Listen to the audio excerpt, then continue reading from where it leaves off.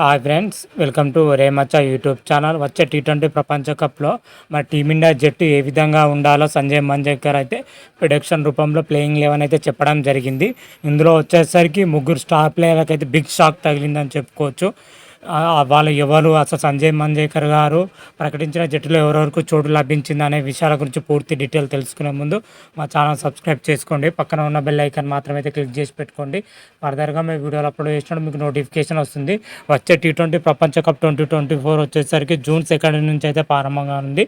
దీనికి సంబంధించి ఐసీసీ అయితే షెడ్యూల్ కూడా రిలీజ్ చేసిందని చెప్పుకోవచ్చు. అయితే టీమిండియా వచ్చేసరికి బీసీసీఐ మాత్రం అయితే టీ20కి సంబంధించి జట్టును కూడా ప్రకటించడం జరిగింది. అయితే టీ20 ప్రపంచ కప్లో మన టీమిండియా తొలి మ్యాచ్ వచ్చేసరికి జూన్ 5న ఐర్లాండ్తోని తలపడుతుంది. టీ20 ప్రపంచ కప్ తొలి మ్యాచ్ అయితే ఆ రోజు నుంచి అయితే ప్రారంభంగా ఉంది మన టీమిండియాకి మాత్రమైతే. ఆ తర్వాత చూసుకుంటే మన పాకిస్తాన్ తోడు జూన్ 9న ఆసక్తికరమైన పోరు కూడా ఉండడం జరిగింది. అయితే ఈ టీ20 ప్రపంచ కప్ వచ్చేసరికి టీమిండియా ఎంతో ప్రతిష్టాత్మకంగానే తీసుకుందని చెప్పుకోవచ్చు.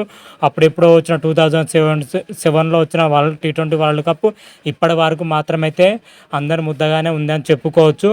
ప్రతి సీజన్లోనూ ఫైనల్కు రావడం జరుగుతుంది. ఫైనల్లో కానీ సెమీఫైనల్లో ఓడిపోవడం జరుగుతుంది. అయితే ఈసారి మాత్రమైతే ఎలాగైనా సరే కప్పు గెలవాలనే లక్ష్యంతోనే అయితే టీమిండియా బరిలో దిగుతుంది.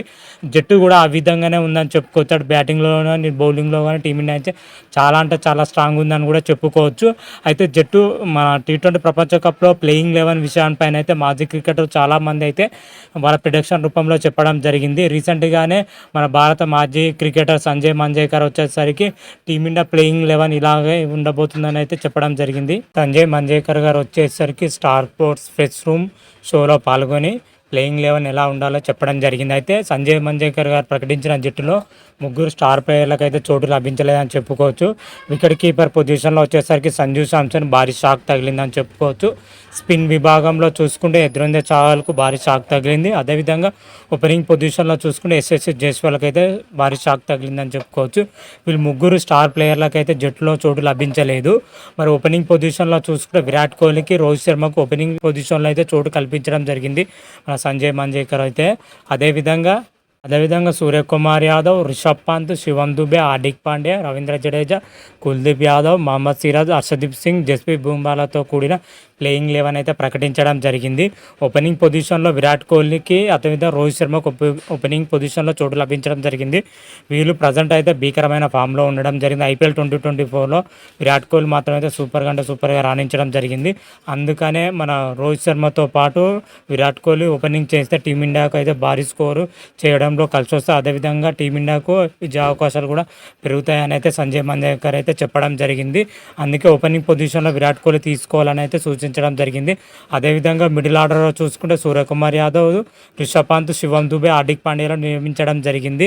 అయితే సూర్యకుమార్ యాదవ్, రిషబ్ పంత్ ప్రజెంట్ మాత్రం అయితే సూపర్ ఫామ్లో ఉండడం జరిగింది. ముఖ్యంగా వికెట్ కీపర్ పొజిషన్లో చూసుకుంటే సంజు శాంసన్ పక్కన పెట్టి రిషబ్ పంత్కు చోటు కల్పించడం జరిగింది మన సంజయ్ మంజేకర్ మాత్రం అయితే. అదేవిధంగా ప్లేయింగ్ 11లో చూసుకుంటే ముగ్గురు ఆల్రౌండర్లు అయితే ఎంపిక చేయడం జరిగింది మన సంజయ్ మంజేకర్. శివం దుబే, హార్దిక్ పాండ్యా, రవీంద్ర జడేజాతో కూడిన ముగ్గురిని అయితే ప్రకటించడం జరిగింది ప్లేయింగ్ 11లో. ప్రజెంట్ వీళ్ళు ముగ్గురు మాత్రమే ఫామ్లో ఉన్నారు. హార్దిక్ పాండ్యా మాత్రమైతే ఫామ్ పూర్తిగా కోల్పోవడం జరిగింది. ఖచ్చితంగా టీ20 వరల్డ్ కప్లో హార్దిక్ పాండ్యా అయితే సూపర్ పర్ఫార్మెన్స్తో రాణిస్తారైతే ఆశిస్తున్నాం. అదేవిధంగా స్పిన్ విభాగంలో చూసుకుంటే కుల్దీప్ యాదవ్కి అయితే చోటు లభించడం జరిగింది. అదేవిధంగా పేస్ విభాగంలో చూసుకుంటే ముగ్గురు పేసర్లకు అయితే చోటు లభించింది.